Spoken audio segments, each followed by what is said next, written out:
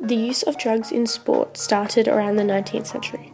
In World War II, American and German soldiers used drugs to stay awake and more alert, which then proceeded into being used in the Olympics. After World War II, there were many cases of deaths from drugs, so after the first Olympics, it was encouraged by a committee to set up a medical commission in 1967. Steroids were banned in 1975 after loads of disqualifications at the Olympics due to steroid use. In 1986, blood doping and EPO were also banned, although the tests weren't reliable enough until the 2000s.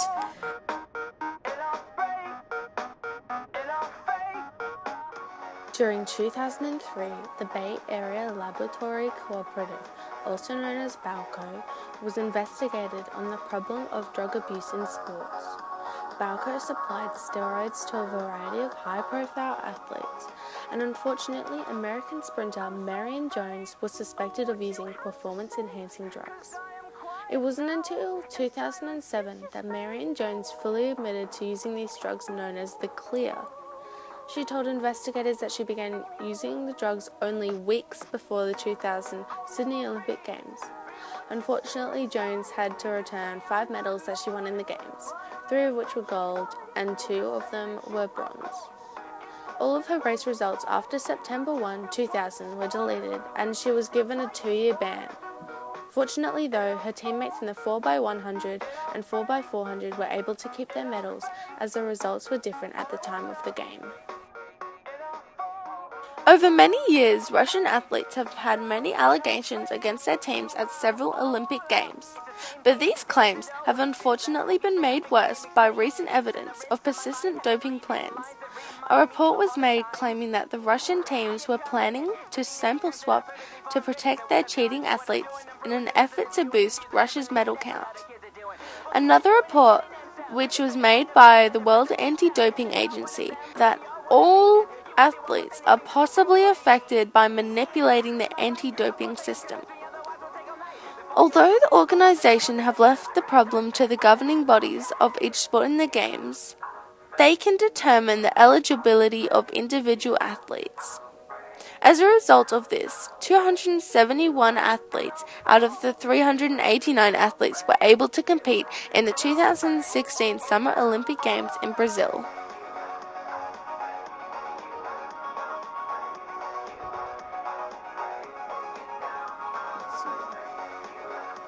Athletes feel the need to do better to keep up with a certain social image. Quite a lot of children look up to famous athletes, therefore the need to do better or be more successful is existent. An athlete's social image and what society and fans think of them could make them unable to keep up their reputation or make them feel unhappy with their performance. Therefore their mental health could plummet. Drugs in sport are mostly and widely viewed as negative, which is why it is considered cheating. Predisposition, not satisfied with current performance, temptation of getting away with it, influence on role models, peer pressure, culture of sport, lack of knowledge of side effects, financial incentives, performance expectations, possible fame or wealth, influence on media are all definitely factors influencing athletes and normal people to use drugs. There are many key groups who are responsible to deal with the anti-doping schemes, with ASADA being the leader of many of the groups. ASADA plays a major role in the performance of drug testing, educating and monitoring the programs. Another key group is the Australian Sports Commission. This key group makes sure that sporting bodies comply with the specific demands of the World Anti-Doping Agency. Other national sporting organisations support ASADA in educating athletes and implementing testing. Usually they develop policies that promote anti-doping and implementing policies such as sanctioning for repeat offenders. Although these groups are important for their responsibilities, athletes also have a small amount of roles, which as their responsibility, they have to be aware of the drugs in the ban list and to comply with the rules and participate in testing protocols. It is important for other athletes to positively influence others by taking a strong stance against drugs and promoting their negative views to drugs.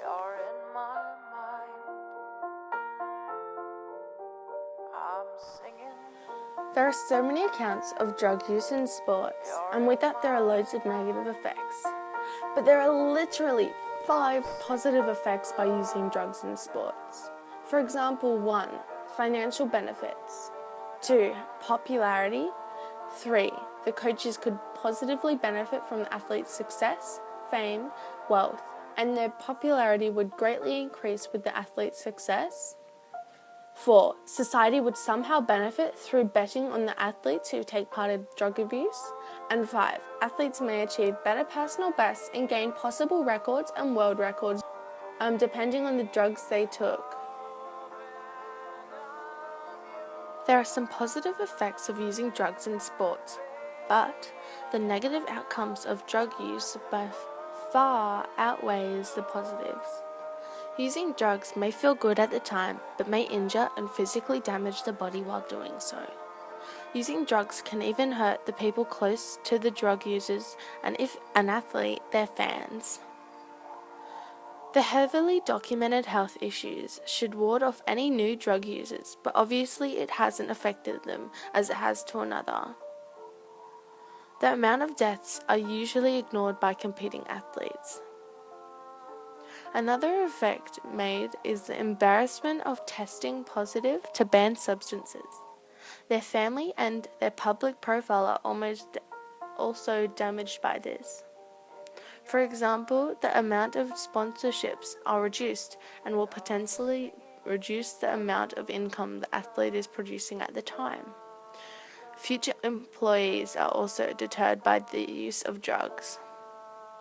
To add on to the loss of income is the fact that the positive drug test will definitely get drug cheats a suspension from the sport. This mostly ends the athlete's career. Unfortunately, drug users will also find it difficult to stop using the drugs that they have been using. At this point in time, ASIDA is responsible for the anti-doping policies in Australia. ASIDA has started a framework to stop doping within sports. This will be achieved through testing, education programs, developing and monitoring anti-doping breaches, and prosecuting repeat and first-time offenders. There are smaller groups who are also doing the best they can to stop doping on a smaller scale for smaller games and sporting communities around the country. First adopted in 2004, the Code is a document that harmonizes regulations regarding anti-doping across all sports and all countries. The World Anti-Doping Agency, also known as WADA, considers the Code to be a live document by evolving on the experience gained over time. On November 28, 2011, WADA launched its second review of the Code. This included a separate review process for 4 of the 5 international standards that operate under the Code. The prohibited list was looked at, but didn't change during this process. The review resulted in 2,269 changes between the 2009 Code and the 2015 Code. Most of the revisions reflect an effort by WADA to address and equip anti-doping authorities with the tools to deal with these challenges. Some of these key changes introduced to the 2015 Code include 2 new anti-doping rule violations, complicity and prohibited association, bans doubled to 4 years for intentional doping, flexibility in bans in specific circumstances involving contaminated products, statutory limitation period extended to 10 years, greater focus on intelligence and investigations, increased focus on athlete support personnel.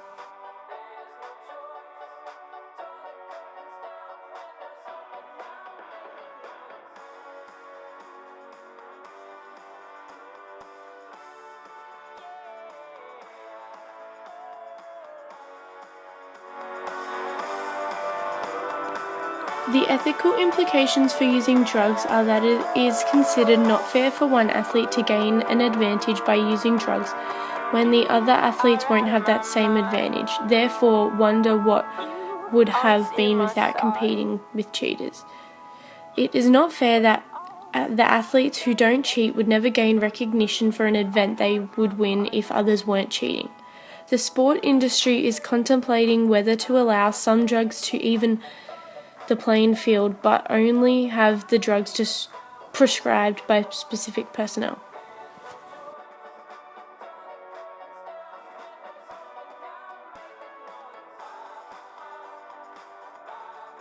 The World Anti-Doping Authority, also known as WADA, is entrusted to develop anti-doping policies, develop frameworks, and provide education. In Australia, ASADA, also known as Australian Sports Anti-Doping Agency, have developed a range of strategies that reduce doping in sports.